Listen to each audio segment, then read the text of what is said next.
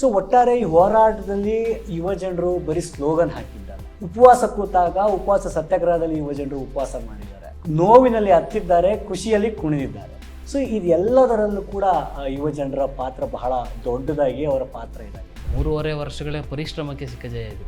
ನಮ್ಮದು youths team ಏನಿದೆ ಅದು ಸಿಕ್ಕಾಪಟ್ಟೆ ಕೆಲಸ ಮಾಡಿದೆ. ಆ ಪರಿಶ್ರಮಕ್ಕೆ ಫಸ್ಟು ಮೊದಲು ಜಯ ಇದು. ಎಲ್ಲ ಕಡೆ ಇಂಡಸ್ಟ್ರಿನೇ ಆದರೆ green green green go green ಅಂತಾರಲ್ಲ, ಅದು ಎಲ್ಲಿ ಕಾಣುತ್ತೆ? ರೈತರಿಂದ ಮಾತ್ರ ಅದು ಗೋ ಗ್ರೀನ್ ಸಾಧ್ಯ ಅಲ್ವಾ? ಯೂತ್ಸ್ ಎಲ್ಲ ಬೇರೆ ಬೇರೆ ಅವ್ರದ್ದೇ ಆದಂಥ ಲೋಕದಲ್ಲಿ ಇದ್ದಾರೆ. ಸೊ ನೀವು ಹಾಗೆ ಇರ್ಬೋದಾಗಿತ್ತು. ನಿಮ್ಮನ್ನ ಈ ಒಂದು ಹೋರಾಟಕ್ಕೆ ಸೆಳೆದಂಥ ಅಂಶ ಯಾವುದಾಗಿತ್ತು? ನಮ್ಮ ತಾತ ಹೋಗ್ತಾ ಇದ್ರು ದಿನ, ಅವ್ರ ಕಷ್ಟ ನೋಡಿ ನಂಗೆ ನಿಜ ಅನಿಸ್ತಾ ಇತ್ತು, ಬೇಕಾ ಇದೆಲ್ಲ ಯಾಕೆ? ನಾನು ಮಾತು ಕೊಟ್ಟಿದ್ದೀನಿ, ಅಲ್ಲಿ ಹೋಗ್ಬೇಕು, ಗೆಲ್ತೀವೋ ಬಿಡ್ತೀವೋ ಸೆಕೆಂಡ್ರಿ, ಇವರೇ ಹಿಂಗಿದ್ದಾರೆ ಅಂದರೆ ನಾವಿನ್ನು ಹೆಂಗೆ ಅದನ್ನ ಥಿಂಕ್ ಮಾಡಬೇಡ. ಸೊ ಹಂಗೆ ನನ್ನ ಮೈಂಡ್ ಸೆಟ್ ಚೇಂಜ್ ಆಗಿ ನಾನು ಅಲ್ಲಿ ಹೋಗೋಕ್ಕೆ ಶುರು ಆಗಿ. ಸ್ಟಾರ್ಟಿಂಗ್ ಮನೆಗೆ ಹೋಗ್ತಿದ್ದಾಗ ಫೋನ್ ಮಾಡಿ ಕೇಳೋರು, ಇವಾಗ ಮನೆಗೆ ಬರ್ತೀಯಾ, ಊಟ ಇಡಬೇಕಾ ಇಲ್ವಾ ಅಂತ ಕೇಳ್ತಿದ್ರು. ಆಮೇಲೆ ಕೊನೆಗೆ ಬರ್ತಾ ಮನೇಲಿ ನೀನು ಯಾವ ಬರ್ತೀಯಪ್ಪ ಅನ್ನೋರೇ ಮರ್ತುಬಿಟ್ಟಿದ್ರು. ಆಮೇಲೆ ಕೇರ್ ಮಾಡೋರೇ ಮರ್ತುಬಿಟ್ಟಿದ್ರು. ಲ್ಯಾಂಡ್ ಅಕ್ವಿಸಿಷನ್ ಆಗ್ತಾ ಇದೆ, ಸರ್ಕಾರದಿಂದ ಒಂದಷ್ಟು ಹಣ ಬರುತ್ತೆ ಅಂದಾಗ ನೀವೊಂದು ಪ್ಲಾನ್ ಮಾಡಿದ್ರಿ ಅಂತ ನಾನು ಕೇಳಪಟ್ಟೆ. ಇಲ್ಲ, ಹೆಂಗಿದ್ರು ಕಿತ್ಕೊಂಡ್ತಾರೆ, ಹಣ ಬರುತ್ತೆ, ನಾವು ಇದಾಗಬೇಕು ಅಂದ್ಬಿಟ್ಟು ಕಾರ್ದು ಕೊಟೇಕ್ಷನ್ ಹಾಕ್ಸ್ಕೊಂಬರೋದು, ಮನೆ ಕಟ್ಟೋ ರೀತಿ ಎಲ್ಲ ಪ್ಲ್ಯಾನ್ ಮಾಡಿದ್ವಿ. ಬಟ್ ಹೋರಾಟ ಶುರು ಆದಮೇಲೆ ಫುಲ್ ಹೋರಾಟದಲ್ಲಿ ತೊಡಗಿಸ್ಕೊಂಡ್ರೆ ಈ ಸರ್ಕಾರನ ನಾವು ಎದುರಾಕಬಲ್ಲೆ ಅಂತ ಗೊತ್ತಾಯಿತು. ಆಗ ಫುಲ್ಲು ಹೋರಾಟಕ್ಕಿಳಿದ್ವಿ. ಅಲ್ಲಿ ಭೂಮಿ ಕೊಟ್ಟವರಂಥ ಪರಿಸ್ಥಿತಿ ಏನಿದೆ? ಅಲ್ಲಿ ಯಾರಿಗಾದ್ರು ಕೆಲಸ ಸಿಕ್ಕಿದೆಯಾ? ಯಾವ ರೀತಿ ಇದೆ ಪರಿಸ್ಥಿತಿ? ಖಂಡಿತ ಯಾರಿಗೂ ಕೆಲಸ ಸಿಕ್ಕಿದೆ, ಬಟ್ ವಾಚ್ಮ್ಯಾನ್ ಕೆಲಸಗಳು, ಕ್ಲೀನರ್ ಕೆಲಸಗಳು ಸಿಕ್ಕಿದೆ.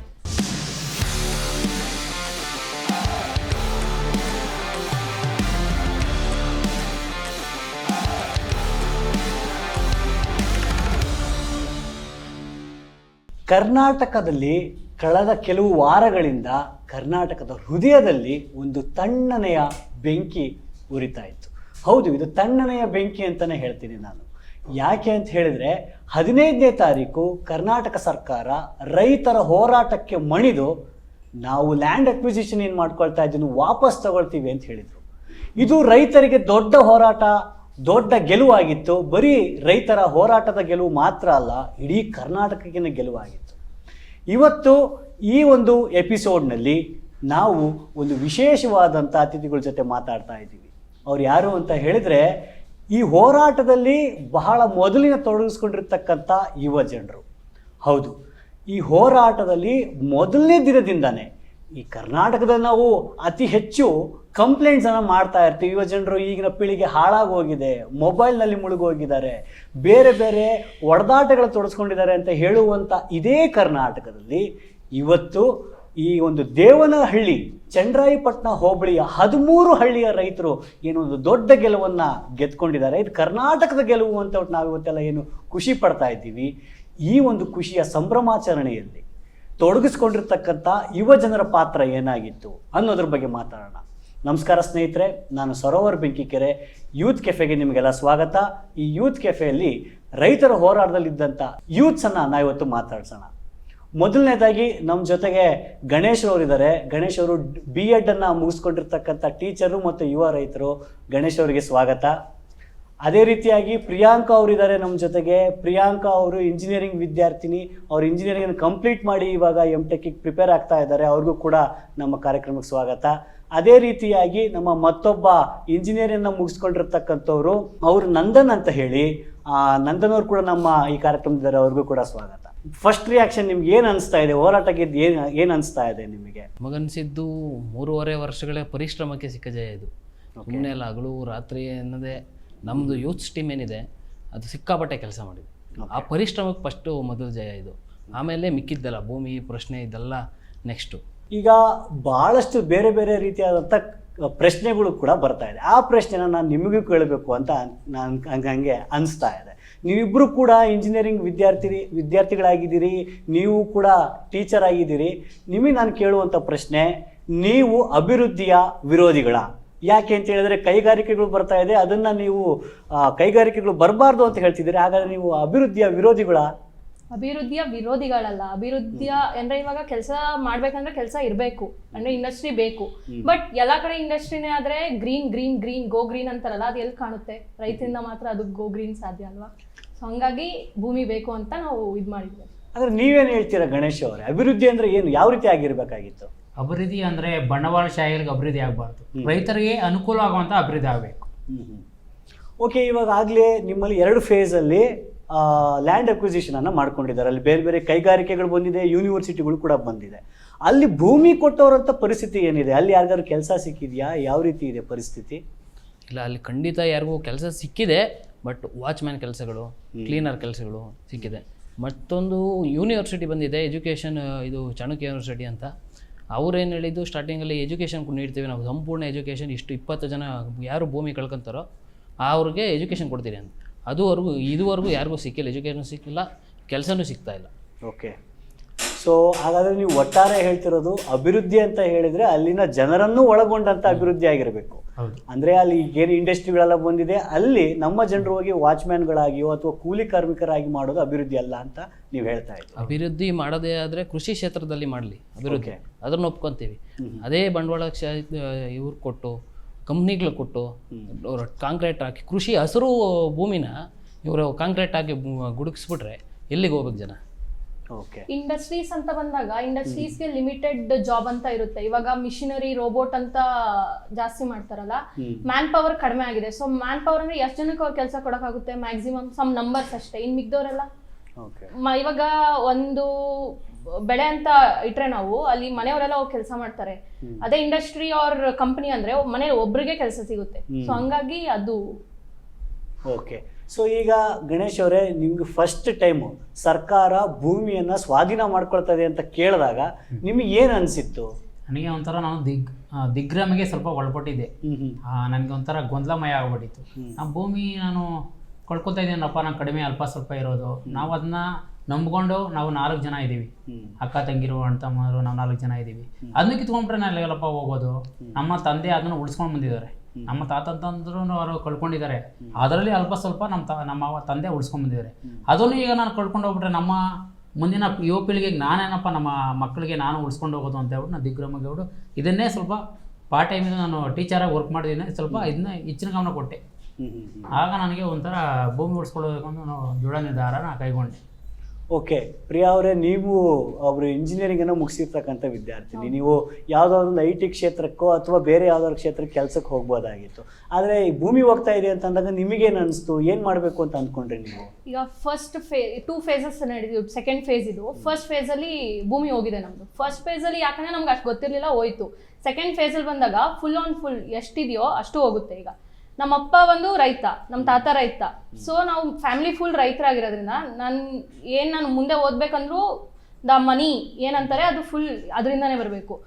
ಅದು ಆಯಿತು. ಮತ್ತು ನಾನು ಯಾಕೆ ಕಂಪ್ನಿಗೆ ಹೋಗಿಲ್ಲ ಅಂದರೆ, ಫಾರ್ ಎಕ್ಸಾಂಪಲ್ ನಂಗೆ ಒಂದು ಆಫರ್ ಬಂದಿತ್ತು, ಕಂಪ್ನಿ ಹೆಸರು ಹೇಳ್ಬಾರ್ದು, 9 LPA. ಅದು ಹೊರಗಡೆ ದೇಶದಾಗಿದ್ರಿಂದ ನಾನು 9 LPA ಇಟ್ಕೊಂಡು ಅಲ್ಲಿ ಜೀವನ ಮಾಡೋಕ್ಕೆ ಕಷ್ಟ ಆಗಿತ್ತು. ನನ್ನ ಜೀವನಕ್ಕೆ ಖರ್ಚಾಗಿ ನಮ್ಮ ಅಪ್ಪನ ಹತ್ರದಿಂದನೇ ದುಡ್ಡು ತಗೋಬೇಕಿತ್ತು. ಸೊ ಅದರಿಂದ ನಾನು ಆ ಜಾಬ್ನ ಜಾಬ್ ಇಲ್ಲ, ಇದೇ ತಗೊಂಡಿಲ್ಲ, ನಾನು ಅಪ್ಲಿಕೇಶನ್ ತಗೊಂಡಿಲ್ಲ. ಸೊ ಅದಕ್ಕೆ ಜಾಬ್ಗೆ ಹೋಗದೆ ಇವಾಗ M.Tech ಮಾಡ್ಬೇಕಂತ ಇದ್ದೀನಿ. ಓಕೆ, ನಂದನ್ ಅವರೇ, ಲ್ಯಾಂಡ್ ಅಕ್ವಿಸಿಷನ್ ಆಗ್ತಾ ಇದೆ, ಸರ್ಕಾರದಿಂದ ಒಂದಷ್ಟು ಹಣ ಬರುತ್ತೆ ಅಂದಾಗ ನೀವೊಂದು ಪ್ಲಾನ್ ಮಾಡಿದ್ರಿ ಅಂತ ನಾನು ಕೇಳಪಟ್ಟೆ. ಸೊ ಪ್ಲಾನ್ ಏನು? ಪ್ಲಾನ್ ಯಾಕೆ ಆಮೇಲೆ ಚೇಂಜ್ ಮಾಡ್ಕೊಂಡ್ರಿ? ಇಲ್ಲ, ಅದು ಹೋರಾಟ ಶುರುವಾಗ ಮುಂಚೆ ನಮ್ಗೆ ಆಗ ಇದ್ದಿದ್ದು ಸರ್ಕಾರದವ್ರು ಏನೇ ಮಾಡಿದ್ರು ಕಿತ್ಕೊಂಡ್ಬಿಡ್ತಾರೆ. ಹಾಗೆ ನಾವು ಹೆಂಗಿದ್ರು ಕಿತ್ಕೊಂಡ್ತಾರೆ, ಹಣ ಬರುತ್ತೆ, ನಾವು ಇದಾಗಬೇಕು ಅಂದ್ಬಿಟ್ಟು ಕಾರ್ದು ಕೊಟೇಕ್ಷನ್ ಹಾಕ್ಸ್ಕೊಂಬರೋದು, ಮನೆ ಕಟ್ಟೋ ರೀತಿ ಎಲ್ಲ ಪ್ಲ್ಯಾನ್ ಮಾಡಿದ್ವಿ. ಬಟ್ ಹೋರಾಟ ಶುರು ಆದಮೇಲೆ ಫುಲ್ ಹೋರಾಟದಲ್ಲಿ ತೊಡಗಿಸ್ಕೊಂಡ್ರೆ ಏನು ಚೇಂಜಸ್ ಇದೆ, ನಾವು ಎದುರಿಸಬಲ್ಲೆ ಅಂತ ಗೊತ್ತಾಯಿತು, ಸರ್ಕಾರನ ನಾವು ಎದುರಾಕಬಲ್ಲೆ ಅಂತ ಗೊತ್ತಾಯಿತು. ಆಗ ಫುಲ್ಲು ಹೋರಾಟಕ್ಕೆ ಇಳಿದ್ವಿ. ಸೊ ಈ ಒಟ್ಟಾರೆ ಹೋರಾಟದಲ್ಲಿ ನೀವು ಭಾಗವಹಿಸಿದಂಥ ಸಂದರ್ಭದಲ್ಲಿ ಮುಂಚೆ ನಿಮ್ಮ ದಿನನಿತ್ಯದ ರುಟೀನ್ ಏನಾಗಿತ್ತು? ಅಂದರೆ ಇವಾಗ ಯೂತ್ಸ್ ಅಂತ ಹೇಳಿದರೆ ದಿನ ಬೆಳಿಗ್ಗೆ ಎದ್ದಾಗಿಂದ ಸಂಜೆವರೆಗೂ ನಿಮ್ಮದೇ ಆದಂಥ ಬೇರೆ ಬೇರೆ ಕೆಲಸಗಳನ್ನು ಮಾಡ್ತಾ ಇರ್ತೀರ. ಸೊ ಹೋರಾಟಕ್ಕಿಂತ ಮುಂಚೆ ನೀವು ಏನು ಮಾಡ್ತಾ ಇದ್ರಿ? ಈ ಹೋರಾಟಕ್ಕೆ ಬಂದ ಮೇಲೆ ಏನಾದರೂ ಬದಲಾವಣೆ ಆಯಿತಾ? ಬದಲಾವಣೆ ಆಗಿದ್ರೆ ಅದೇನು ಗಣೇಶ್ ಅವರೇ? ನಾನು ಹೋರಾಟಕ್ಕೆ ಮೊದಲು ಶಾಲೆ ಬೆಳಗ್ಗೆ ಸಾಯಂಕಾಲ ಶಾಲೆನ ಮುಗಿಸ್ಕೊಂಡ್ಬರ್ತಿದ್ದೆ. ಇಲ್ಲಿ ನನಗೆ ಗ್ರೂಪಲ್ಲಿ ನಾನು ಆ್ಯಡ್ ಆಗಿದ್ದೆ. ನಾವು ಹೋರಾಟ ಶುರು ಮಾಡಿದಾಗ ಯಾವ ಮೆಸೇಜ್ ಬೀಳುತ್ತೋ ಅಂತ ಹೇಳ್ಬಿಟ್ಟು ಈ ಕಡೆ ಗಮನನೇ ಆ ಕಡೆ ಮಕ್ಕಳಿಗೆ ಪಾಠ ಹೇಳ್ಕೊಂಡಂತ ಗಮನ ಕಡಿಮೆ ಆಗ್ತಿತ್ತು ಹೊರತು ಯಾವಾಗಪ್ಪ ನಾನು ಚನ್ನರಾಪಟ್ಟಣಕ್ಕೆ ಹೋಗ್ತೀನಿ, ಯಾವಾಗಪ್ಪ ಧರಣಿ ಅಟೆಂಡ್ ಮಾಡ್ತೀನಿ ಅಂತ ಅನಿಸ್ತಾ ಇತ್ತು. ಅದು ರೊಟೇಷನ್ ನಮ್ಮದು. ಓಕೆ. ಸೊ ಪ್ರಿಯಾ ಅವರೇ, ನಾವು ಸಾಮಾನ್ಯವಾಗಿ ನೋಡಿದಾಗ ಇವತ್ತಿನ ಬೇರೆ ಬೇರೆ ಹೆಣ್ಣುಮಕ್ಕಳ ಮೇಲೆ ನಡೀತಿರ್ತಕ್ಕಂಥ ದೌರ್ಜನ್ಯವನ್ನು ಕೇಳ್ತಾ ಇದ್ದೀವಿ.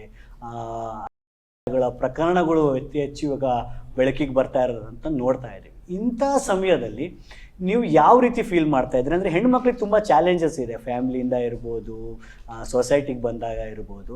ನೀವು ಒಬ್ಬರು ಹೆಣ್ಣು ಮಗಳಾಗಿ ನೀವು ಯಾವ ರೀತಿ ಚಾಲೆಂಜಸನ್ನು ಫೇಸ್ ಮಾಡಿದ್ರಿ, ಅಥವಾ ಹೋರಾಟದಲ್ಲಿ ನಿಮ್ಗೆ ಆ ಥರ ಚಾಲೆಂಜಸ್ ಇರಲಿಲ್ವಾ? ಏನಾಗಿತ್ತು ನಿಮ್ಮ ಅನುಭವ ಏನು? ಆಕ್ಚುಲಿ ಹೇಳ್ಬೇಕಂದ್ರೆ ನಾನು 3 ವರ್ಷ ಹಾಸ್ಟೆಲಲ್ಲಿ ಇದ್ದೆ ಬ್ಯಾಂಗ್ಳೂರಲ್ಲಿ. ಲಾಸ್ಟ್ 1 year ಹಿಂದೆ ನಾನು ಮನೆಗೆ ಹೋಗಿದ್ದು. ದಿನ ಅಪ್ಡೇಟ್ ಗೊತ್ತಾಗ್ತಾ ಇತ್ತು, ಯಾಕಂದ್ರೆ ನಮ್ಮ ತಾತನಿಂದ ದಿನ ಫೋನ್ ಮಾಡಿ ಕೇಳ್ತಿದ್ದೆ ಅಷ್ಟೇ ಅಪ್ಡೇಟ್. ಅಷ್ಟೇ, ನಾನು ಮಿಂಗಲ್ ಆಗಿರ್ಲಿಲ್ಲ. 6 months or 5 months ಬ್ಯಾಕಿಂದ ನಾನು ಹೋಗೋಕ್ಕೆ ಏನಾದರೂ ಅಲ್ಪ ಸ್ವಲ್ಪ ಹೆಲ್ಪ್ ಮಾಡೋಕ್ಕೆ ಶುರು ಆದಾಗ ಹೆಣ್ಮಕ್ಳಿಗೆ ತುಂಬ ಚಾಲೆಂಜಸ್ ಇದೆ. ಯಾಕಂದರೆ ಹೆಣ್ಮಕ್ಳು ಹೆಂಗೆ ಬೆಳೆಸಿರ್ತಾರೆ ನಮ್ಮ ಸೊಸೈಟಿ ಹೆಣ್ಮಕ್ಳು ಅಂದರೆ, ಅಪ್ಪ ಆಗಲಿ ಇಲ್ಲ ಅಣ್ಣ ಯಾರಾದರೂ ಇದ್ದರೆ ಅವರು ಒಂದು ಬೌಂಡ್ರಿ ಅಂತ ಮಾಡಿಬಿಟ್ಟಿರ್ತಾರೆ ನಮಗೆ. ಸೊ ನಮ್ಗೆ ಏನೇ ಬೇಕಂದ್ರೂ ಅವರಿಂದ ಬರುತ್ತೆ ಹೊರತು ನಾವೇನು ತೊಗೊಳಕ್ಕಾಗಲ್ಲ, ಹಂಗಿರುತ್ತೆ ಸೊಸೈಟಿ. ಆವಾಗ ನಾವೇ ಒಂದ್ಸರಿ ಆಚೆ ಹೋದಾಗ ಹೆಂಗಿದೆ ಸೊಸೈಟಿ ಅನ್ನೋದು ಗೊತ್ತಾಗುತ್ತೆ ನಮ್ಗೆ. ಸೊ ಅದು ಚಾಲೆಂಜಸ್ ಅಂದರೆ, ಈಗ ಹೆಣ್ಮಕ್ಳಿಗೆ ಇವಾಗ ನಮ್ಮ ಅಮ್ಮಂದಿರೋ ಅಜ್ಜಿಂದ್ರೆ ಎಲ್ಲ ಬಂದಿದ್ದಾರೆ ಆಚೆ. ಅವ್ರು ಯಾರು ಆಚೆ ಬಂದವರೇ ಅಲ್ಲ. ಮನೆಗೆ ಕೆಲಸ ಆಯ್ತು ಇಲ್ಲ ತೋಟದಲ್ಲೋ ಕಳೆಯೋರು ಅಷ್ಟೇ ಅವ್ರು ನೋಡಿರೋದು ಅಷ್ಟೇ. ಬಂದಿದ್ದಾರೆ ಅಂದ್ರೆ ಎಷ್ಟು ಗಟ್ಟಿ ಮನ್ಸು ಮಾಡ್ಕೊಂಡು ಬಂದಿರ್ತಾರೆ. ಫಸ್ಟ್ ಚಾಲೆಂಜ್ ಹೆಣ್ಮಕ್ಳು ಮನೆಯಿಂದ ಆಚೆ ಬರ್ಬೇಕಂದ್ರೆ ಅದೇ ಚಾಲೆಂಜ್ ಆಗಿರುತ್ತೆ. Society challenge is more important. Okay, so ನೀವು ನಿಮ್ಮ ರೂಟೀನ್ ಏನಾಗಿತ್ತು? ನೀವು ಮುಂಚೆ ಏನು ಮಾಡ್ತಾ ಇದ್ರಿ? ಈಗ ಈ ಹೋರಾಟಗಳ ತೋರಿಸ್ಕೊಂಡ್ಮೇಲೆ ನೀವು ಬೇರೆ ಬೇರೆ ಕೆಲಸ ಮಾಡಿದ್ದೀರ, ನಾನು ಕೂಡ ಗಮನಿಸಿದ್ದೆ. ಸೊ ಯಾವ ಥರ ಕೆಲಸವನ್ನು, ಯಾವ ಥರ ರೆಸ್ಪಾನ್ಸಿಬಿಲಿಟಿಯನ್ನು ಹೋರಾಟಗಳಲ್ಲಿ ನೀವು ತಗೊಳ್ತಾ ಇದ್ರಿ? ನಾನು ಆ್ಯಕ್ಚುಲಿ ಇಂಜಿನಿಯರಿಂಗ್ 5th sem ಇದ್ದಾಗ ನಮ್ಮ ಹೋರಾಟ ಸ್ಟಾರ್ಟ್ ಆಗಿದ್ದು. ಓಕೆ, ಆಗ ಒಂದು 6th sem ಫುಲ್ಲು ಹೋರಾಟದಲ್ಲಿ ತೊಡಗಿಸ್ಕೊಂಡೆ. ಆಗ ಇದು ಮುಂಚೆ ಇದ್ದಿದ್ದು ನಾನು ಕಾಲೇಜ್ಗೆ ಹೋಗು ಮನೆಗೆ ಬಾ ಅಷ್ಟೇ ರೂಟೀನ್ ಇರ್ತಾ ಇದ್ದಿದ್ದು. ಆಮೇಲೆ 6th sem 7th sem ನಾನು ಫುಲ್ ಕಂಪ್ಲೀಟ್ ಹೋರಾಟದಲ್ಲೇ ಮುಳುಗೋದೆ. ನನ್ನ ಹೋರಾಟದ ಜರ್ನಿ ಹೇಗಿತ್ತು ಅಂದರೆ, ಪಾದಯಾತ್ರೆ ಟೈಮಲ್ಲಿ ನಾನು ಸಂಜೆ ಓದ್ತಿದ್ದೆ. ಎಕ್ಸಾಮ್ಸ್ ಟೈಮು, ಪಾದಯಾತ್ರೆ ಟೈಮಲ್ಲಿ ನಾನು ಎಕ್ಸಾಮ್ಸ್ ಟೈಮ್. ಪಾದಯಾತ್ರೆ ಟೈಮಲ್ಲಿ ಓದ್ತಿದ್ದೆ. ಬೆಳಗ್ಗೆ ಆಫ್ಟರ್ನೂನ್ ಎಕ್ಸಾಮ್ ಇರ್ತಾಯಿತ್ತು, ಹೋಗಿ ಬರೆದು ಮತ್ತೆ ಪಾದಯಾತ್ರೆ ಜಾಯ್ನ್ ಆಗ್ತಿದ್ದೆ. ಲಾಸ್ಟ್ ದಿನ ದೇವನಹಳ್ಳಿಯಲ್ಲಿ ಸಮಾವೇಶ ಆಯಿತು. ಆಗ ನಂದು ಎಕ್ಸಾಮ್ ಇತ್ತು, ಬಟ್ ಯಾರಿಗೂ ಗೊತ್ತಿಲ್ಲ ವಿಷಯ, ಎಕ್ಸಾಮ್ಗೆ ಹೋಗಲಿಲ್ಲ. ಅಷ್ಟು ಕಮಿಟ್ಮೆಂಟ್ ಇರ್ತಿತ್ತು. ನಾವು ಫುಲ್ಲು ನಮ್ಮ ಯೂಸ್ ಟೀಮ್ ಏನಿದೆ ಅವೆಲ್ಲ ಪ್ರೋಗ್ರಾಮ್ ಕಂಡಕ್ಟ್ ಮಾಡಿರೋದು ಆಗ್ಬೋದು, ಪೋಸ್ಟರ್ ಮೆತ್ತೋದು, ಡಾಕ್ಯುಮೆಂಟೇಷನ್ ಆಗಲಿ, ಕಂಪ್ಲೀಟ್ ಜವಾಬ್ದಾರಿ ನಾವು ಒಪ್ಕೊತಾ ಇದ್ವಿ. ನಾವು ಮುಂದೆ ಎದುರುಗಡೆ ಕಾಣಿಸ್ದೇ ಇರ್ಬೋದು, ಬಟ್ ಸ್ಟೇಜ್ ಹಿಂದ್ಗಡೆ ನಾವೇ ಇರ್ತಾ ಇದ್ವಿ. ಅವಕ್ಕೆ ಆಗೋ ಕೆಲಸಗಳೆಲ್ಲ ನಾವೇ ಜವಾಬ್ದಾರಿ ತಗೊಂಡು ಮಾಡ್ತಾ ಇದ್ವಿ. ಸೊ ಈಗ 13 ಹಳ್ಳಿಯ ರೈತರು ಸೇರಿ ನೀವೆಲ್ಲರೂ ಕೂಡ ಒಂದು ದೊಡ್ಡ ಪ್ರತಿಭಟನೆಯನ್ನು ಮಾಡಿದ್ದು. ನೀವೆಲ್ಲರೂ ಕೂಡ ಜಾಯ್ನ್ ಆದ್ರಿ, ಹೋರಾಟದಲ್ಲಿ ಭಾಗವಹಿಸಿದ್ರಿ. ಆದರೆ ಬೇರೆ ಯೂತ್ಸ್ಗಳ ರೆಸ್ಪಾನ್ಸ್ ಏನಾಗಿತ್ತು? ನೀವು ಬಂದ ತಕ್ಷಣ ತುಂಬ ಒಳ್ಳೆ ಕೆಲಸ ಮಾಡ್ತಾ ಇದ್ದೀರಾ, ನೀವು ಮಾಡಿ ಅಂತ ಇತ್ತಾ, ಅಥವಾ ನಿಮಗೆ ಏನಾದರೂ ಇದರಿಂದ ಏನೂ ಆಗಲ್ಲ ಅಂತ ಇತ್ತಾ? ಬೇರೆ ಯೂತ್ಸು ನಿಮ್ಗೆ ಯಾವ ರೀತಿ ರೆಸ್ಪಾನ್ಸ್ ಮಾಡ್ತಾ ಇದ್ರು, ಅಥವಾ ಬಂದು ಸೇರ್ಕೊಂಡ್ರ ನಿಮ್ಮ ಜೊತೆ? ಸ್ಟಾರ್ಟಿಂಗು ನಾವು ವಿಲೇಜಲ್ಲಿ ಕೆಲವರು ಯೂತನ್ನು ನಾನು ಅಟ್ರ್ಯಾಕ್ಟ್ ಮಾಡಿದೆ. ಕೆಲವನ್ನ ಭೂಮಿ ಇದ್ದೇನಪ್ಪ ನಮಗೆ ನಮ್ಮ ತಂದೆಯವರು ಉಳಿಸ್ಕೊಂಡು ಹೋಗಿರೋದು ಅಂಥದ್ದು. ಆಮೇಲೆ ಹೋರಾಟದಲ್ಲಿ ಆಲ್ಮೋಸ್ಟ್ ಎಲ್ಲ ನಮ್ಮ ತಂದೆಯವರೇ ಕಾಣಿಸ್ತಿದ್ದಾರೆ, ಯೂತ್ ಯಾರೇ ಕಾಣಿಸ್ತಿಲ್ಲ ಅಂತಂದೆ. ಅವ್ರು ಕೆಲವೊಂದು ಅಪೋಸ್ ಮಾತಾಡಿದ್ರು. ನಮಗೆ ಬಂದರೆ ದುಡ್ಡು ಬಂದರೆ ಕಾರ್ ತೊಗೊಳ್ತೀನಿ, ಬಂಗ್ಲೆ ಕಟ್ತೀನಿ, ಮೋಜು ಮಸ್ತಿ ಮಾಡ್ಬೋದು ಎಲ್ಲ ಹೇಳಿದ್ರು. ಆಮೇಲೆ ಕೊನೆಗೆ ನಾವು ಗೆಲ್ತೀವೋ ಅನ್ನೋ ಕೆಲವೊಂದು 6 ತಿಂಗಳು ಈಚೆಗೆ ಕೆಲವೊಂದು ಯೂತು ಮುಂದೆ ಬಂದರು. ಅಲ್ಲಿವರೆಗೂ ಅವ್ರಿಗೆ ಅರಿವೇ ಇರಲಿಲ್ಲ ಭೂಮಿಯ ಮಹತ್ವ, ಆಮೇಲೆ ಭೂಮಿ ಬಗ್ಗೆ ಉಳಿಸ್ಕೊಡ್ರೆ ಹೇಗಿರುತ್ತೆ ಅಂತ ಹೇಳ್ಬಿಟ್ಟು ಅವ್ರಿಗೇನು ಅರಿವಿಲ್ಲ. ಕೊನೆಗೆ ಅವನಿಗೆ ಮುಂದಾಗೋದಕ್ಕೆ ಯೂತು ನಮಗೆ ಬಲ ಕೊಡೋದಕ್ಕೆ ಮುಂದಾದ. ಓಕೆ, ಈಗ ಸಾಮಾನ್ಯವಾಗಿ ಯೂತ್ಸ್ನ ನೋಡಿದಾಗೆ, ಆಗಲೇ ನಾವು ಚರ್ಚೆ ಮಾಡಿದ ಹಾಗೆ ಯೂತ್ಸ್ ಎಲ್ಲ ಬೇರೆ ಬೇರೆ ಅವ್ರದ್ದೇ ಆದಂಥ ಲೋಕದಲ್ಲಿ ಇದ್ದಾರೆ. ಸೊ ನೀವು ಹಾಗೇ ಇರ್ಬೋದಾಗಿತ್ತು. ನಿಮ್ಮನ್ನು ಈ ಒಂದು ಹೋರಾಟಕ್ಕೆ ಸೆಳೆದಂಥ ಅಂಶ ಯಾವುದಾಗಿತ್ತು ಪ್ರಿಯಾ ಅವರೇ? ಅಂಶ ಅಂತ ಬಂದರೆ, ಒಂದು ನಮ್ಮ ತಾತ ಹೋಗ್ತಾ ಇದ್ರು ದಿನ, ಅವ್ರ ಕಷ್ಟ ನೋಡಿ ನಂಗೆ ನಿಜ ಅನಿಸ್ತಾ ಇತ್ತು, ಬೇಕಾ ಇದೆಲ್ಲ ಯಾಕೆ, ಏನೋ ಮಾಡ್ಬೋದಲ್ಲ ಅನ್ಸಿದೆ. ನಿಜ ಅದು ಅನ್ಸಿಲ್ಲ ಅಂತ ಹೇಳ್ಬಾರ್ದು, ಅನ್ಸಿದೆ. ಆಮೇಲೆ ಅವರು ಕಮಿಟ್ಮೆಂಟ್ ನೋಡಿದ್ರೆ ಅವ್ರು ಒಂದೇ ಮಾತಂದ್ರು, ನಾನು ಮಾತು ಕೊಟ್ಟಿದ್ದೀನಿ ಅಲ್ಲಿ ಹೋಗ್ಬೇಕು, ಗೆಲ್ತೀವೋ ಬಿಡ್ತೀವೋ ಸೆಕೆಂಡ್ರಿ, ಗೆಲ್ತೀವಿ ಒಂದಿನ, ಅದು ಸೆಕೆಂಡ್ರಿ, ಬಟ್ ಗೆಲ್ತೀವಿ ಒಂದಿನ, ಹೋಗ್ಬೇಕು. ಆ ಮೈಂಡ್ ಅವ್ರು ಕಾನ್ಸ್ಟೆಂಟ್ ಆಗಿದ್ರಲ್ಲ, ನನಗೆ ಅದು ಇವರೇ ಹಿಂಗಿದ್ದಾರೆ ಅಂದರೆ ನಾವಿನ್ನು ಹೆಂಗೆ ಅದನ್ನ ಥಿಂಕ್ ಮಾಡಬೇಡ. ಸೊ ಹಂಗೆ ನನ್ನ ಮೈಂಡ್ ಸೆಟ್ ಚೇಂಜ್ ಆಗಿ ನಾನು ಅಲ್ಲಿ ಹೋಗೋಕ್ಕೆ ಶುರು ಆಗಿದ್ದು. ಸೊ ಹೋರಾಟದಲ್ಲಿ ಇದ್ದಾಗ ನಾನು ನಿಮ್ಮನ್ನು ಗಮನಿಸ್ತಾ ಇದ್ದೆ, ನೀವು ಒಂದಷ್ಟು ಪೇಪರ್ಸ್ ಎಲ್ಲ ಇಟ್ಕೊಂಡು ಕೆಲವು ವರ್ಕ್ ಮಾಡ್ತಾ ಇದ್ರಿ, ನೀವು ಪ್ರಮೋದ್ ಎಲ್ಲಾನು ಕೂಡ. ಏನದು, ಏನು ವರ್ಕ್ ಮಾಡ್ತಾ ಇದ್ರಿ? ಅದು ಒಂದು ಅದೇ ಡಾಕ್ಯುಮೆಂಟೇಶನ್ ಮಾಡಿದ್ವಿ, ಎಷ್ಟು ಜನಕ್ಕೆ ಕೊಡಲ್ಲ ಭೂಮಿನ ಅಂತ ಡಾಕ್ಯುಮೆಂಟ್ ಒಂದು ಪ್ರತಿ 13 ಹಳ್ಳಿಗೂ. ಸೊ ಅದ್ರದ್ದು ಸೈನ್ ಹಾಕ್ಸಿ ಅದನ್ನ ಕೌಂಟ್ ಮಾಡಿ ಎಷ್ಟು % ಜನ ಕೊಡಲ್ಲ ಅಂತ ವಿರೋಧ ಮಾಡ್ತಾ ಇದ್ದಾರೆ ಅಂತ ಅದನ್ನ ಕೌಂಟ್ ಮಾಡ್ತಿದ್ವಿ ಕೂತು. ಅದು ಡಾಕ್ಯುಮೆಂಟೇಶನ್ ಮಾಡಿದ್ದೀವಿ. ಸೊ ಗಣೇಶ್ ಅವ್ರು, ನೀವು ಹೇಳ್ತಾ ಇದ್ರಿ ಫ್ರೀಡಮ್ ಪಾರ್ಕ್ನಲ್ಲಿ ಹೋರಾಟ ನಡೀತಾ ಇರಬೇಕಾದ್ರೆ ಏನು ನೆಟ್ವರ್ಕ್ ಸಿಗ್ತಾ ಇಲ್ಲ ಅಂತ ಹೇಳಿ ಕಿಲೋಮೀಟರ್ ಗಟ್ಟಲೆ ವಾಕ್ ಮಾಡ್ಕೊಂಡೋಗಿ ಮಾಡ್ತಾ ಇದ್ರಿ ಅಂತ. ಸೊ ನಿಮ್ಮ ರೋಲ್ ಏನಾಗಿತ್ತು, ನೀವು ಏನು ಮಾಡ್ತಾ ಇದ್ರಿ ಹೋರಾಟದಲ್ಲಿ? ನಮ್ಮ ಇದರಲ್ಲಿ ನಾವು ಕೆಲವೊಂದು ಸ್ಟಾರ್ಟಿಂಗ್ ಯೂತ್ ಅಂದಾಗ ನಾನು, ನಂದನ್ನು, ರಮೇಶ್ ಅಣ್ಣ, ಆಮೇಲೆ ಪ್ರಮೋದ್, ಇಷ್ಟೇ 4 ಜನ ಯೂತು. ಬೇರೆಯವ್ರ ಕೈ ಬರ್ತಾ ಇಲ್ಲ, ಮುಂದೆ ಬರ್ತಾ ಇರಲಿಲ್ಲ. ಹಗಲು ರಾತ್ರಿ ಎಲ್ಲ ನಾವು ನನಗೆ ಸ್ಟಾರ್ಟಿಂಗ್ ಮನೆಗೆ ಹೋಗ್ತಿದ್ದಾಗ ಫೋನ್ ಮಾಡಿ ಕೇಳೋರು, ಇವಾಗ ಮನೆಗೆ ಬರ್ತೀಯಾ, ಊಟ ಇಡಬೇಕಾ ಇಲ್ವಾ ಅಂತ ಕೇಳ್ತಿದ್ರು. ಆಮೇಲೆ ಕೊನೆಗೆ ಬರ್ತಾ ಮನೇಲಿ ನೀನು ಯಾವ ಬರ್ತೀಯಪ್ಪ ಅನ್ನೋರೇ ಮರ್ತುಬಿಟ್ಟಿದ್ರು. ಆಮೇಲೆ ಕೇರ್ ಮಾಡೋರೇ ಮರ್ತುಬಿಟ್ಟಿದ್ರು. ಆಮೇಲೆ ಫ್ರೀಡಮ್ ಪಾರ್ಕ್ ಮಲ್ಕಾಗ ಅಷ್ಟೇ ನಾನು ಸ್ಕೂಲಲ್ಲಿ ಕ್ಲಾಸ್ ಮಾಡ್ತಿದ್ದೆ, ಸಾಯಂಕಾಲವರೆಗೂ ಕ್ಲಾಸ್ ಮಾಡ್ತಿದ್ದೆ. ಅದು ಮುಂದ್ಮೇಲೆ ನನ್ನ ಕಮ್ಯುನಿಟಿ ವರ್ಕ್ ಇತ್ತು, ಅದು ಸ್ವಲ್ಪ ಒಂದು 5 ಗಂಟೆವರೆಗೆ ಮುಗಿಸ್ಕೊಂಡು ಡೈರೆಕ್ಟ್ ಡೇನಲ್ಲಿ ಬಂದು ಬಸ್ ಹತ್ತಿದ್ರೆ ಫ್ರೀಡಮ್ ಪಾರ್ಕೆ. ಬೆಳಗ್ಗೆನ ಅರ್ಲಿ ಎದ್ದು ಸೀದಾ ಬಸ್ ಹೊತ್ಕೊಂಡು ಸ್ಕೂಲ್ಗೆ ಅಟೆಂಡ್ ಮಾಡ್ತಿದ್ದೆ. ಸಾಯಂಕಾಲ ಹಿಂಗೆ ರೊಟೇಷನ್ ಮಾಡೋ 11 ದಿನ. ಆಮೇಲೆ ಕೆಲವೊಂದು ಇಲ್ಲಿ ವಿಡಿಯೋಸ್ ಎಲ್ಲ ಮಾಡ್ತಿದ್ವಲ್ವಾ ಪ್ರೊಟೆಸ್ಟ್ ಬಗ್ಗೆ ಎಲ್ಲ, ಅಲ್ಲಿ ಮೊಬೈಲ್ ಜಾಮರ್ ಹಾಕಿದ್ದಾರೆ ಫ್ರೀಡಮ್ ಪಾರ್ಕಲ್ಲಿ. ನಾವು ಸಿಚುವೇಶನ್ಗೆ ತಗ್ಗಟ್ಟಾಗೆ ನಾವು ಗ್ರೂಪಲ್ಲಿ ತಿಳಿಸ್ಬೇಕು ನಾವು ಮಾಹಿತಿ. ಅದನ್ನು ನಾವು ಮೆಜೆಸ್ಟಿಕ್ ಕಡೆ ಹೋಗೋ ಟೈಮಲ್ಲಿ ಆ ಕಡೆ ಹೋದಾಗ ನೆಟ್ವರ್ಕ್ ಬಂದಾಗ ಅಲ್ಲಿ ಅಪ್ಲೋಡ್ ಮಾಡ್ಕೊಂಡು ಬರ್ತಾಯಿದ್ವಿ. ಇಂಥವೆಲ್ಲ ನಾವು ಎದುರಿಸಿದ್ವಿ ಸಮಸ್ಯೆಗಳನ್ನು. ಸೊ ನಂದನ್, ನಿಮ್ಮ ಹಳ್ಳಿಗೆ ಸೋಷಿಯಲ್ ಮೀಡಿಯಾ ಟೀಮ್ನ ಒಂದು ಯೂತ್ ಟೀಮ್ ಬಂದಿತ್ತು.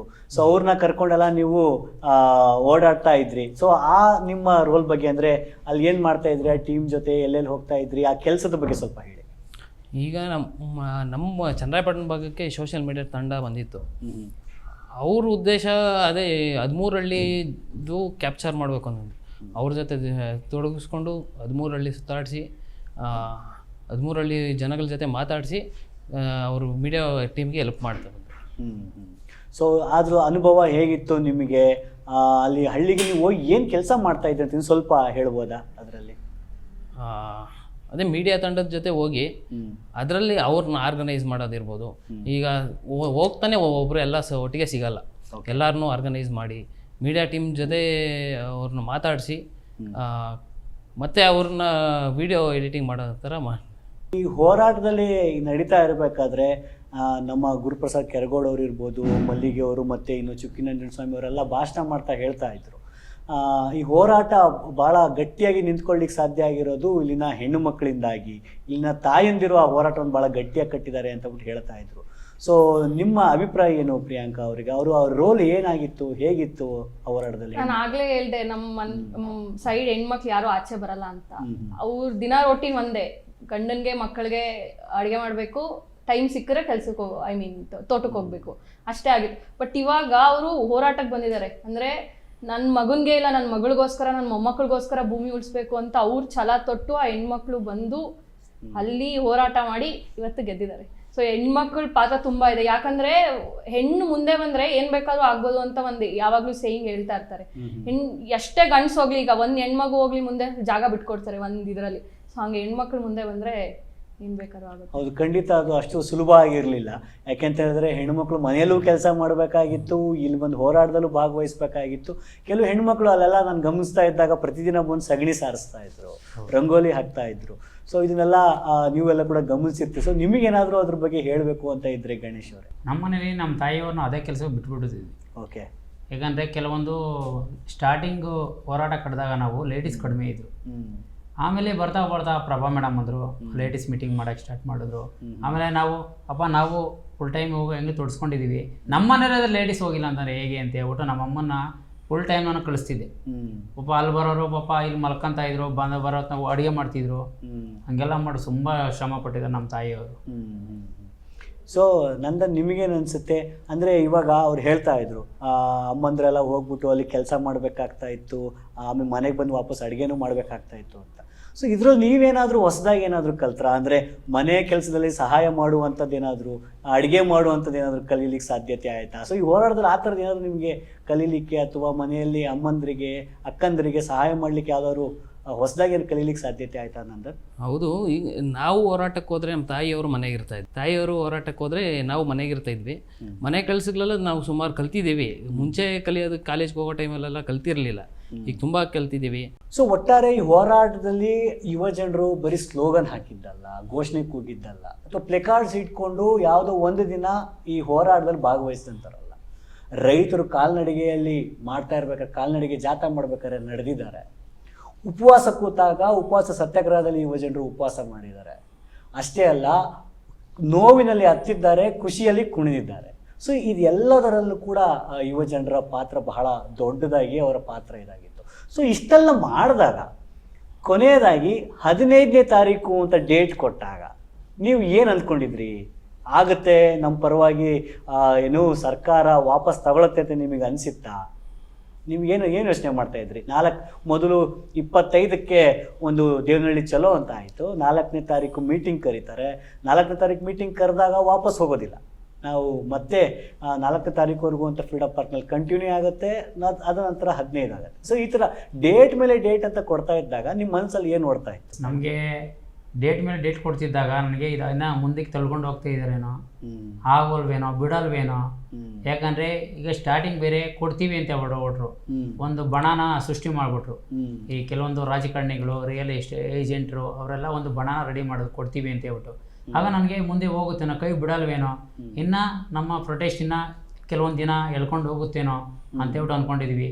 ಆದರೆ ಸಿದ್ದರಾಮಯ್ಯವರು ನಮಗೆ ಒಳ್ಳೆಯದನ್ನೇ ಸಿಹಿ ಸುದ್ದಿನೇ ಕೊಟ್ಟರು. ಸೊ ಪ್ರಿಯಾಂಕ್ ಅವ್ರೆ, ನಿಮ್ಗೆ ಯಾವುದಾದ್ರೂ ಈ ಹೋರಾಟದ ಸಂದರ್ಭದಲ್ಲಿ ಅಯ್ಯೋ ಇದು ಆಗಲ್ವೇನಪ್ಪ ಅಂತ ಯಾವಾಗಾದ್ರೂ ಹೋಪ್ಸನ್ನ ಕಳ್ಕೊಂಡಿದ್ದಂಥ ಸನ್ನಿವೇಶಗಳು ಯಾವಾಗ ನಡೆದಿತ್ತ ಆ ಥರ? ದೇವನಹಳ್ಳಿ ಚಲೋಗ್ ಮುಂಚೆ ಎಲ್ರಿಗೂ ಇನ್ನು ನಡಿಬೇಕು ಅಂತ. ದೇವನಹಳ್ಳಿ ಚಲೋಗೆ ಜನ ಬಂದ್ರಲ್ಲ, ಅದು ಡಿಸೈಡ್ ಮಾಡ್ತು. 40% ಇದ್ದಿದ್ದು 70-80% ಹೋಯ್ತು, ವಿನ್ ಆಗ್ತೀವಿ ಅಂತ.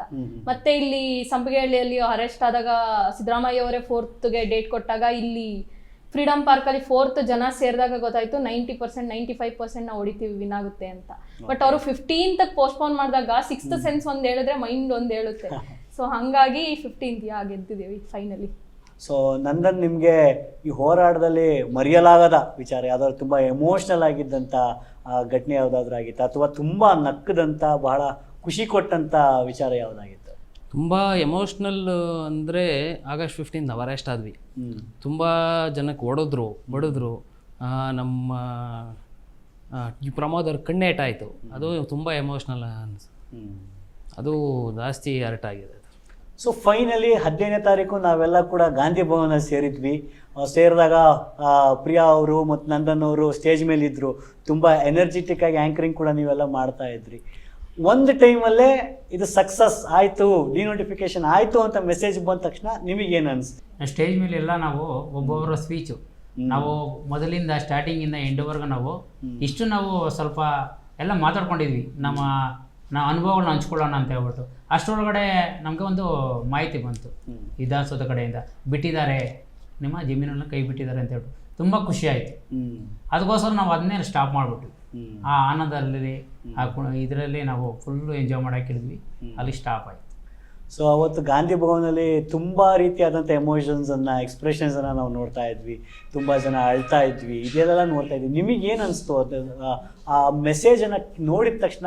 ನಿಮ್ಗೆ ನಾನು ಆಂಕರಿಂಗ್ ಮಾಡ್ತಾ ಇದ್ದೆ, ಪ್ರಮೋದ್ ಅಣ್ಣದ್ ಅನ್ಸುತ್ತೆ ನೆಕ್ಸ್ಟ್ ಇದ್ದಿದ್ದು. 2 ನಿಮಿಷಕ್ಕೆ ಸ್ಟನ್ ಆಯ್ತು ನನಗೆ. ನಂಗೆ ಇನ್ನೂ ಇವತ್ತಿಗೂ ನಂಬಕ್ ಆಗ್ತಿಲ್ಲ ಭೂಮಿ ಬಿಟ್ಟಿದ್ದಾರೆ ಅಂತ. ಯಾಕಂದ್ರೆ ಅದಿನ್ನೂ ಹಿಂಗೋಗಿದೆ ಕಣ್ಮುಂದೆ ಅಷ್ಟೇ, ಹಂಗೆ ಇದೆ ಅದು. ಬಟ್ ಅವತ್ತಂತೂ ನೋ ವರ್ಡ್ಸ್ ಅಂತಾರಲ್ಲ, ಹಂಗ್ ಖುಷಿ ಆಯ್ತು.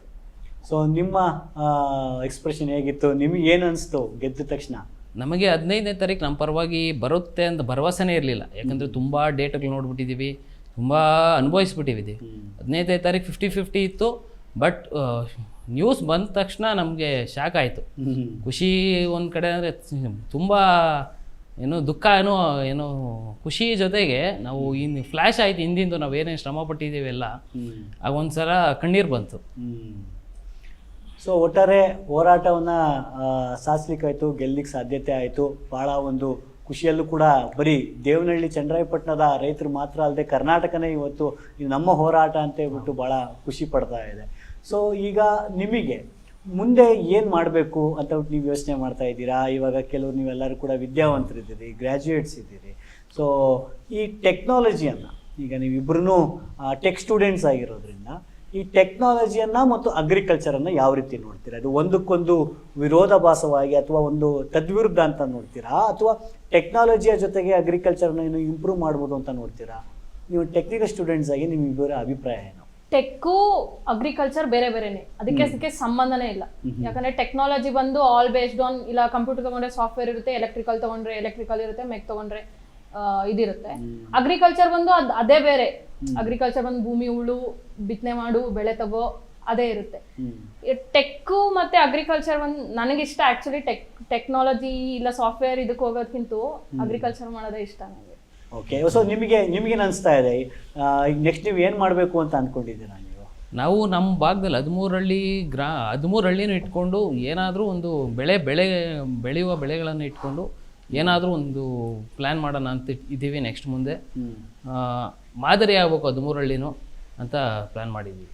ಸೊ ರೈತರು ಬೆಳೆ ಬೆಳೆದ್ರೆ ಸಾಕಾಗಲ್ಲ, ಅದಕ್ಕೆ ಸರಿಯಾಗಿರ್ತಕ್ಕಂಥ ಮಾರ್ಕೆಟ್ ಬೇಕು ಅಂತ ನೀವೆಲ್ಲ ಕೂಡ ಮಾತಾಡ್ತಾ ಇದ್ರಿ. ಬೇರೆ ಬೇರೆ ಸಂದರ್ಭದಲ್ಲಿ ನಾವೆಲ್ಲ ಮಾತಾಡಿದ್ವಿ ಅದ್ರ ಬಗ್ಗೆ. ಸೊ ನೀವೆಲ್ಲ ಒಂದು ಪ್ಲ್ಯಾನನ್ನು ಕೂಡ ಮಾಡಿದ್ರಿ ಹಿಂದೆ, ಒಂದು ಸಂತೆಯನ್ನು ಮಾಡಬೇಕು ಅಂತ. ಅದ್ರ ಬಗ್ಗೆ ಸ್ವಲ್ಪ ಹೇಳಿ ಗಣೇಶ್. ನಾವು ಆರ್ಗಾನಿಕ್ ಸಂತೆ ಅಂತ ಹೇಳ್ಬಿಟ್ಟು ಒಂದು ಮಾಡೋಣ ನೋಡಿ, ಒಂದು ಫುಲ್ ಟೈಮ್ ಪಾರ್ಟ್ ಟೈಮ್ ಆಗಿ ಮಾಡ್ಕೊಳೋಣ ಅಂತ ಹೇಳ್ಬಿಟ್ಟು ಪ್ಲ್ಯಾನ್ ಮಾಡಿದ್ವಿ.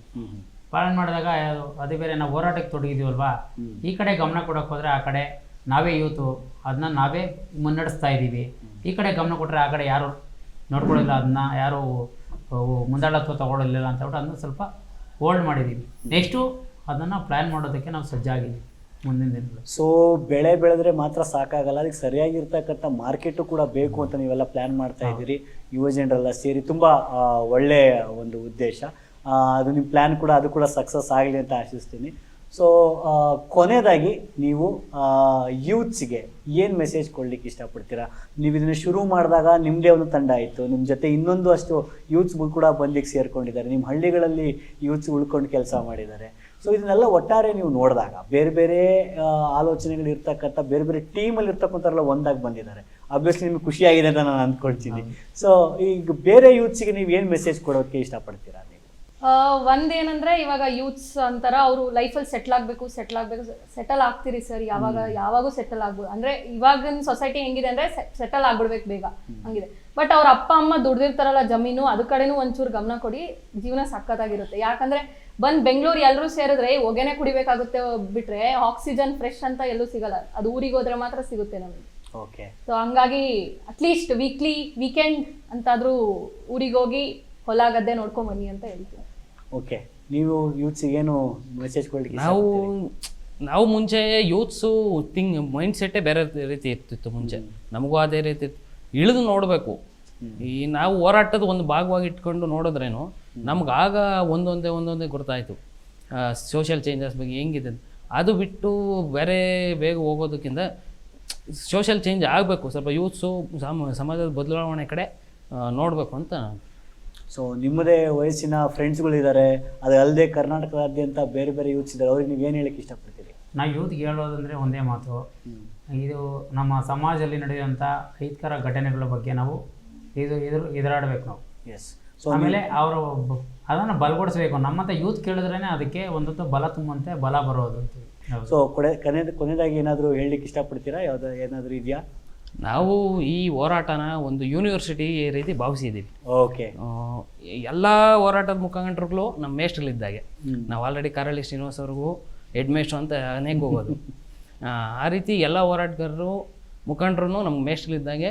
ಅದರಲ್ಲಿ ಯೂನಿವರ್ಸಿಟಿ ಆಫ್ ಪ್ರೊಟೆಸ್ಟ್ ಅಂತಾರಲ್ಲ, ಆ ಥರ ಯೂನಿವರ್ಸಿಟಿ ನಮ್ಮದು. ನೆಕ್ಸ್ಟು ಇದು ಭೂಸ್ವಾಧೀನ ಒಂದು ಕಲ್ತಿದ್ದೀವಿ. ಈಗ ಎಕ್ಸಾಮ್ ಬರೆದು ಪಾಸ್ ಆಗಿದ್ದೀವಿ. ನೆಕ್ಸ್ಟು ಅವ್ರ ಜೊತೆಗೂಡಿ ನೆಕ್ಸ್ಟು ಕಲಿತಾ ಹೋಗ್ತೀವಿ. ಈಗ ನೀವಾಗಲೇ ಹೇಳ್ತಾ ಇದ್ರಿ ನಮ್ದೊಂದು ವಿರೋಧಿ ಬಣ ಥರದ ಸೃಷ್ಟಿ ಆಯಿತು ಅಂತ ಹೇಳಿ. ಅದರಲ್ಲಿ ಕೆಲವು ಜೆನ್ಯೂನ್ ಕಾರಣಗಳು ಕೂಡ ಇರ್ಬೋದಲ್ವಾ? ಅಂತಂದರೆ ಈಗ ಕೆಲವರು ಯಾರಿಗೋ ತುಂಬ ಅನಿವಾರ್ಯ ಕಷ್ಟದ ಕಾಲ ಅಂತ ಇದ್ದಾಗ ಭೂಮಿಯನ್ನು ನಾವು ಒಂದು ಸೋಷಿಯಲ್ ಸೆಕ್ಯೂರಿಟಿ ಅಂತ ನೋಡ್ತೀವಿ, ಒಂದು ಸಾಮಾಜಿಕ ಭದ್ರತೆ ಅದು. ಸೊ ಆ ಸಾಮಾಜಿಕ ಭದ್ರತೆ ಅಂತ ಹೇಳಿದ್ರೆ ಮಾರೋದನ್ನು ಕೂಡ ಇನ್ಕ್ಲೂಡ್ ಆಗಿರುತ್ತೆ ಅಂತ ಹೇಳ್ಬಿಟ್ಟು ಒಂದು ವಾದವೂ ಕೂಡ ಇದೆ. ಸೊ ಮದುವೆಯ ಸಂದರ್ಭದಲ್ಲಿ ಅಥವಾ ಅನಾರೋಗ್ಯದ ಸಂದರ್ಭದಲ್ಲಿ ಅಥವಾ ಇನ್ನೇನು ನಮಗೆ ಜೀವನಕ್ಕೆ ಬೇರೆ ದಾರಿನೇ ಇಲ್ಲ ಅನ್ನೋ ಸಂದರ್ಭದಲ್ಲಿ ಭೂಮಿ ಮಾರುವಂಥ ಪರಿಸ್ಥಿತಿಯು ಕೂಡ ಎದುರಾಗ್ತದೆ. ಸೊ ಅದನ್ನು ನೀವು ಯಾವ ರೀತಿ ನೋಡ್ತೀರಾ ಅಂತ ಹೇಳಿದ್ರೆ, ಈಗ ಕೆಲವ್ರಿಗೆ ಅದಿದ್ದಾಗಿಯೂ ಕೂಡ ಭೂಮಿ ಉಳಿಸ್ಕೊಳ್ಬೇಕಪ್ಪ, ಪರವಾಗಿಲ್ಲ, ಇದು ನಾವು ಹೇಗೋ ಮ್ಯಾನೇಜ್ ಮಾಡ್ತೀವಿ ಅಂತ ಹೇಳ್ತಾರೆ. ಸೊ ಈ ಮ್ಯಾನೇಜ್ ಅಂದರೆ ಯಾವ ರೀತಿ ಮಾಡ್ಲಿಕ್ಕೆ ಸಾಧ್ಯತೆ ಇದೆ, ಅಥವಾ ಮಾರಲೇಬೇಕು ಅಂತ ಇದ್ದಂಥವ್ರ ಬಗ್ಗೆ ನಿಮ್ಮ ಅಭಿಪ್ರಾಯ? ಈಗ ಅದು ಮಾರಾಟ ಭೂಮಿ ಇರೋದ್ರ ನಾವು ಮಾರಾಟ ಮಾಡಿಬಿಟ್ರೆ ತಿರ್ಗಿ ನೆಕ್ಸ್ಟ್ ಕಷ್ಟಗಳು ಬರುತ್ತೆ. ಆ ಭೂಮಿ ತಿರ್ಗಿ ಮಾರಾಟ ಮಾಡಿದ್ರೆ ದುಡಿಬೇಕಲ್ಲ. ಈಗ ಭೂಮಿ ಇಟ್ಕೊಂಡು ಕೃಷಿ ಆಗಿ ಮಾಡಿದ್ರೆ ಕೃಷಿಯಲ್ಲಿ ಲಾಭ ಇದೆ. ಅದು ಯಾವ ರೀತಿ ಮಾಡ್ತೀವೋ ಅದ್ರ ಮೇಲೆ ಶ್ರಮಪಟ್ಟು ಮಾಡಿದ್ರೆ ವ್ಯವಸಾಯದಲ್ಲಿ ಲಾಭ ಇದೆ. ಅದನ್ನು ಇಟ್ಕೊಂಡು ಈಗ 1 ತಿಂಗಳಲ್ಲಿ ಸಾಲ ತೀರಿಸಬಹುದು. ಈಗ 1-2 ವರ್ಷ ಪ್ರೋಸೆಸ್ ಹಿಡಿಬೋದು ಕೃಷಿ ವ್ಯವಸಾಯ ಮಾಡಿ. ತೀರಿಸ್ಲಿ ಬಿಡಿ ಬೇಡ ಅನ್ನೋದು. ಸೊ ಎಂಥದ್ದೇ ಸಂದರ್ಭ ಬಂದಾಗಲೂ ಕೂಡ ಭೂಮಿಯನ್ನು ಮಾರೋದು ಒಂದು ಆಪ್ಷನ್ ಆಗಿರಬಾರ್ದು ಅಂತ ಅನಿಸುತ್ತೆ. ಅಂತ ಹೇಳಿದರೆ ಈಗ ಕೆಲವ್ರಿಗೆ ಏನು ಮಾಡೋಕ್ಕೆ ಆಗಲ್ಲ, ಭೂಮಿಯನ್ನು ಮಾರಲೇಬೇಕು ಅಂತಂದಾಗ ಆಗಲೇ ಸೋಷಿಯಲ್ ಸೆಕ್ಯೂರಿಟಿ ಅಂತ ಅಂದಾಗ ಅದು ಕೂಡ ಒಂದು ಸೆಕ್ಯೂರಿಟಿ ಆಗಿರ್ತದೆ. ಆವಾಗಲೂ ಕೂಡ KDB ಮಾರೋದು ಬೇಡ, ಬೇರೆಯವರಿಗಾದರೂ ಒಂದು ಮಾರುವಂಥ ಒಂದು ಆಪ್ಷನನ್ನು ರೈತರು ಯೋಚನೆ ಮಾಡ್ಬೋದು ಅಂತ ಅನಿಸುತ್ತೆ. ಆದರೆ ಇವತ್ತಿನ ಪರಿಸ್ಥಿತಿಯಲ್ಲಿ ಈ ಭೂಮಿಯನ್ನು ಮಾರಬೇಕು ಅಂತ ಹೇಳ್ತಿರ್ತಕ್ಕಂಥ ಕೆಲವರಲ್ಲಿ ದಲಿತರು ಕೂಡ ಇದ್ದಾರೆ. ದಲಿತರಿಗೆ ಅಷ್ಟು ಸುಲಭಕ್ಕೆ ಭೂಮಿ ಸಿಕ್ಕಿದ್ದಲ್ಲ, ಅದಕ್ಕೋಸ್ಕರ ದೊಡ್ಡ ಹೋರಾಟಗಳು ನಡೆದಿದೆ. ರೈತ ಹೋರಾಟಗಳಿಂದ ಹಿಡಿದು DSSನ ದಲಿತ ಹೋರಾಟಗಳು ಕೂಡ ಸಾಕಷ್ಟು ನಡೆದಿರುವ ಹಿನ್ನೆಲೆಯಲ್ಲಿ ಭೂಮಿ ಸಿಕ್ಕಿದೆ. ಆ ಭೂಮಿಯನ್ನು ಅಷ್ಟು ಸುಲಭಕ್ಕೆ ಬಿಡಬಾರ್ದು ಅಂತಲೂ ಕೂಡ ಅನ್ನಿಸ್ತದೆ. ಸೊ ಯಾವುದೇ ಆಪ್ಷನ್ನೇ ಇಲ್ಲ ಅಂತಂದಾಗ ಮಾರಲೇಬಾರ್ದು ಅನ್ನೋದು ನಮ್ಮ ಉದ್ದೇಶ ಆಗಿರಬೇಕು. ಆಪ್ಷನ್ನೇ ಇಲ್ಲ ಅಂತಂದಾಗ KDBಗೆ ಅಲ್ಲದೆ ಬೇರೆಯವರಿಗೆ ಮಾರಿದರೆ ಪರವಾಗಿಲ್ಲ ಅಂತ ಹೇಳ್ಬೋದೇನೋ ಅಂತ ಅನ್ಸುತ್ತೆ. KDBಗೆ ಕೊಟ್ರೆ ಫುಲ್ ಭೂಮಿ ಕೊಡ್ಬೇಕಾಗುತ್ತೆ. ಅದೇ ನಾವು ಮಾರಿದ್ರೆ 1 ಎಕರೆಯಲ್ಲಿ ಕುಂಟೆ ಮಾರಿದ್ರು ನಮಗ್ ದುಡ್ಡು ಬರುತ್ತೆ, ಅದ್ರಲ್ಲಿ ಸಾಲ ತೀರಿಸ್ಬೋದು. ಇನ್ ಮಿಕ್ಕಿದ ಕುಂಟೆಲ್ ನಾವು ಬೆಳೆದ್ರೆ ಜೀವನ ನಡೆಯುತ್ತೆ. ಅದೇ KDBಗೆ ಮಾರಿದ್ರೆ ಒಂದೇ ಸರಿ ಹೊರ್ಟೋಗುತ್ತೆ, ಒಂದೇ ಸರಿ ಹೋಗಿ ಒಂದೇ ಸರಿ ದುಡ್ಡು ಬರುತ್ತೆ, 3 ವರ್ಷ ಖಾಲಿ ಆಗುತ್ತೆ, ಆಮೇಲೆ ಮತ್ತೆ ಖಾಲಿ ಕೈಯೇ ಸಾಲ. ಅದಕ್ಕೆ KDBಗೆ ಬೇಡ. ಅದನ್ನು ನಾವು ನೋಡ್ಬೋದಾಗಿದೆ. ಈಗ ಸುಮ್ಮನೆ ಸರ್ಕಾರ ನಿಮ್ಮ ಭೂಮಿಗಳಿಗೆ 1 ಎಕರೆಗೆ 3.5 ಕೋಟಿ ಕೊಡ್ತೀವಿ ಅಂತ ಹೇಳ್ತಾ ಇದ್ದಾರೆ. ಆದರೆ ಈಗ ಎಂ ಎಸ್ ರಾಮಯ್ಯ ಮತ್ತು ಗೋದ್ರೇಜ್ ಕಂಪ್ನಿ ಒಟ್ಟಿಗೆ ಸೇರಿ ಅವ್ರದ್ದಿರ್ತಕ್ಕಂಥ 60ಕ್ಕೂ ಹೆಚ್ಚು ಎಕರೆ ಜಾಗದಲ್ಲಿ ಅಪಾರ್ಟ್ಮೆಂಟ್ಗಳನ್ನು ಕಟ್ತಾ ಇದ್ದಾರೆ. ಅವ್ರ ಅಪಾರ್ಟ್ಮೆಂಟ್ 1 ಫ್ಲ್ಯಾಟು 1.5 2 ಕೋಟಿಗೆ ಮಾರ್ತಾ ಇದ್ದಾರೆ. ಅಂದರೆ ಒಂದು ಫ್ಲ್ಯಾಟನ್ನು ಅವರು 2 ಕೋಟಿಗೆ ಮಾರ್ತಾ ಇದ್ದಾರೆ. ಸರ್ಕಾರ ಇಡೀ 1 ಎಕರೆಗೆ 3.5 ಕೋಟಿ ಕೊಡ್ತಾ ಇದೆ. ಸೊ ಈ ಅಭಿವೃದ್ಧಿಯ ಮಾಡೆಲ್ಸ್ಗಳನ್ನು ನಾವಿಲ್ಲಿ ನೋಡ್ಬೋದಾಗಿದೆ. ಓಕೆ ಸ್ನೇಹಿತರೆ, ಯುವ ಜನರೆಲ್ಲ ಒಟ್ಟಿಗೆ ಸೇರಿ ನಿಂತರೆ ಏನಾಗುತ್ತೆ ಅನ್ನೋದನ್ನು ಈ ಒಂದು ಹೋರಾಟ ನಮ್ಮ ಮುಂದೆ ಎಕ್ಸಾಂಪಲ್ ಆಗಿದೆ. ಬೇರೆ ಬೇರೆ ನಮಗೆ ಭಿನ್ನಾಭಿಪ್ರಾಯ ಇದ್ದಂಥ ಸಂದರ್ಭದಲ್ಲೂ ಕೂಡ ಹಲವಾರು ಸಂಘಟನೆಗಳು, ಬೇರೆ ಬೇರೆ ಟೀಮ್ಸ್ಗಳು ಎಲ್ಲರೂ ಒಟ್ಟಿಗೆ ಸೇರಿ ಮಾಡಿದಂಥ ಹೋರಾಟ ಇದಾಗಿತ್ತು. ದೆಹಲಿಯ ರೈತರ ಹೋರಾಟದ ಮಾದರಿಯಲ್ಲೇ ಈ ಒಂದು ರೈತರ ಹೋರಾಟ ನಡೆದಿದೆ ಅಂತ ಹೇಳಿದರೆ ತಪ್ಪಾಗಲ್ಲ. ಅದಕ್ಕಿಂತ ಹೆಚ್ಚಿನ ದಿನಗಳ ಕಾಲ ಕರ್ನಾಟಕದಲ್ಲಿ ಈ ಹೋರಾಟ ನಡೆದಿದೆ. ಭಾಳ ವಿಶೇಷವಾಗಿ ಯುವ ಜನರು ರೈತರ ಜೊತೆಗೆ ಅವರ ಹೆಜ್ಜೆಯ ಜೊತೆಗೆ ಹೆಜ್ಜೆ ಹಾಕಿದ್ದಾರೆ, ರೈತರ ಮಕ್ಕಳಾಗಿ ಹೆಜ್ಜೆ ಹಾಕಿದ್ದಾರೆ. ತಮ್ಮ ಎಕ್ಸಾಮ್ಸನ್ನು ತಾವು ಎಂಜಾಯ್ ಮಾಡುವುದಾಗಿದ್ದಂಥ ಕೆಲವು ಸಮಯಗಳನ್ನು ತ್ಯಾಗ ಮಾಡಿ ಇದ್ರ ಜೊತೆಗಿದ್ದಾರೆ. ಸೋಷಿಯಲ್ ಮೀಡಿಯಾದಿಂದ ಜನರನ್ನು ತಲುಪಲಿಕ್ಕೋಸ್ಕರ ದೊಡ್ಡ ಎಫರ್ಟನ್ನು ಯುವ ಜನರು ಮಾಡಿದ್ದಾರೆ. ಸೊ ನಾವೆಲ್ಲರೂ ಕೂಡ ಈ ಥರ ನಡೆಯುವಂಥ ಸಾಮಾಜಿಕ ವಿಚಾರಗಳನ್ನು ಪ್ರಶ್ನೆ ಮಾಡುತ್ತಾ ಸಮಾಜಕ್ಕೋಸ್ಕರ ಕೆಲಸ ಮಾಡುವಂಥ ಯುವ ಜನರು ಈಗ ಆ್ಯಕ್ಷನ್ಗೆ ಇಳಿಬೇಕಾದಂಥ ಸಮಯ ಇದಾಗಿದೆ.